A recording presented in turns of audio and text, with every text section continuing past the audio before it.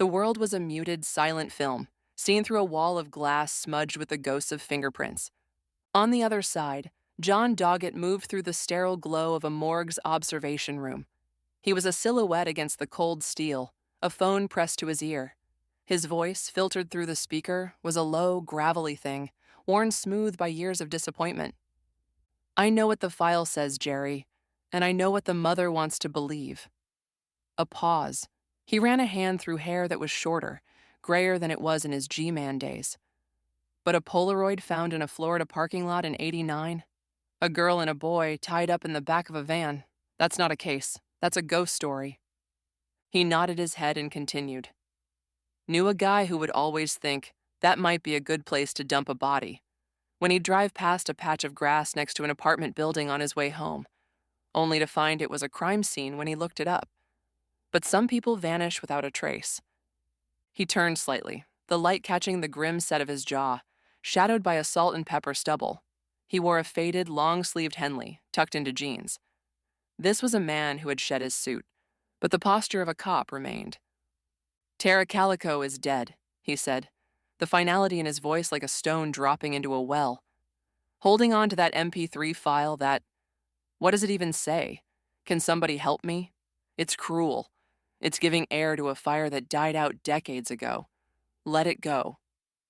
He listened, his eyes drifting to the empty autopsy table. His own reflection stared back. He looked tired. Yeah, I'll look at it. Send it over." A non-committal grunt. "Talk soon." He hung up. The silence was sudden and profound. He slid the phone into his pocket and stood there, a statue of solitary resignation. A soft ping from the laptop on the counter broke the spell.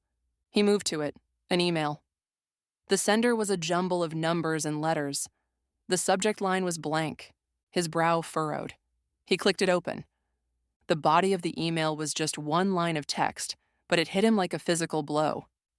She didn't drive at him, she was pushed. Doggett's head snapped up, his eyes wide, staring at his own shocked reflection. Skinner, Reyes. The official report was a lie. He'd always known. His heart hammered against his ribs. He scrolled down. There was a file attachment, taraplia.mp3. His finger, hovering over the trackpad, trembled. He clicked it. The audio was scratchy, filtered through decades of degradation. A faint, rhythmic rumbling, like tires on a bad road. Then a voice. Young, female, choked with terror, whispering just loud enough to be caught on a hidden microphone. "Can somebody help me?" A click. The audio ended, but on his screen, the email client automatically displayed an image attachment thumbnail below the text. Polaroid.jpg. It was the photo, the one he had just described, the young woman, the boy, the duct tape, the shadowy interior of the van. The two coldest cases of his life had just collided in a single, cryptic email, one using the other as its hellish calling card. John Doggett stood up, his chair scraping back in the silent room. The resigned private citizen was gone. In the reflection on the glass, the FBI agent was back. His eyes were hard, his jaw set. New Mexico was no longer just a name on an old file. It was a destination. He thumbed play again, just to be sure. "Can somebody help me?" The voice was young, terrified, swallowed by static. It wasn't Tara Calico, not to him. The fluorescent lights above the autopsy table flickered once, like a bad splice in reality. Then the room wasn't a morgue anymore. He was back in Penn Station, 2008. The air smelled of hot dogs and brake dust.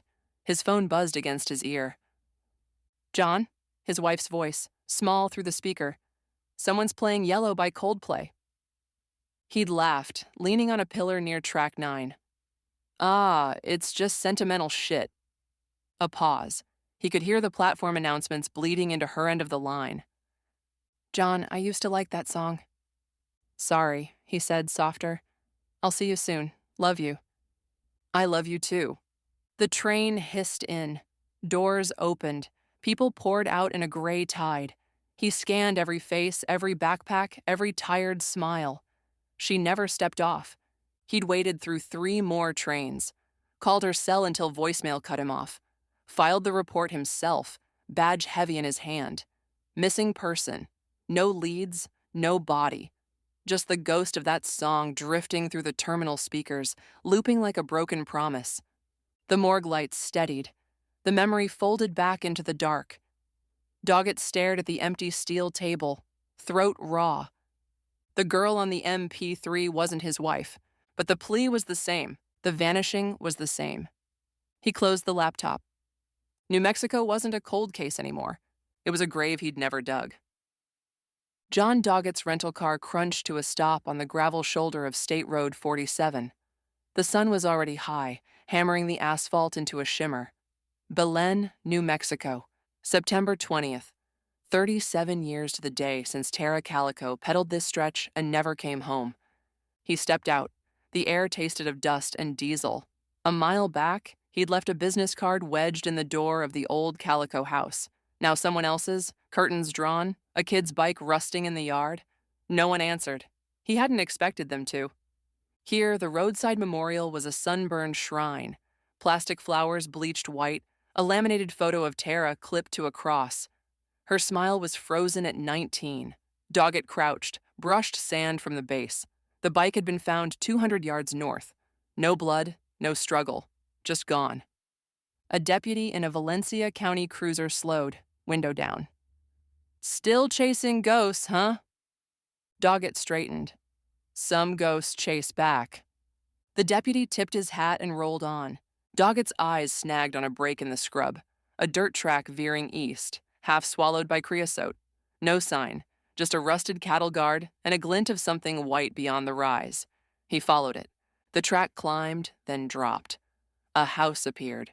2 stories, blinding white stucco, Spanish arches like teeth. Balcony on the upper floor, empty. Below, a kidney-shaped pool set into the concrete patio, bone dry, leaves rotting in the deep end. The place looked abandoned but not ruined. Someone had tried to keep it normal. Doggett parked behind a collapsed carport. No trespassing signs, but the chain-link gate hung open. He drew his Glock, more habit than hope. Front door was locked. He circled to the back. The pool stared up at him like a blind eye. To the left, a plain metal door, industrial, out of place. No handle, just a keypad, long dead. He shoulder-checked it. The lock gave with a sigh. Stairs descended. Cool air breathed up, thick with mildew and something metallic. Emergency strips flickered on as he moved. Motion sensors still juiced by a dying generator. Plastic curtains hung in tatters from the ceiling, swaying though there was no wind. They parted like skin. The lower level opened into a single vast chamber. Glass cylinders, 6 feet tall, floor to ceiling, stood in rows. Most were cracked, leaking. Inside, black oil, viscous and alive, clinging to the glass in slow-motion tears. It watched him. A rusted plaque on the wall, U.S. Geological Survey, Sublevel 3. Beneath, someone had etched a syndicate sigil with a knife. Doggett's flashlight cut through the dark, consoles gutted, wires dangling like veins. A puddle of oil spread across the concrete, reflecting his beam in perfect circles. It rippled when he stepped near. From the vents, a voice, low, amused, familiar. "Did you fuck her?"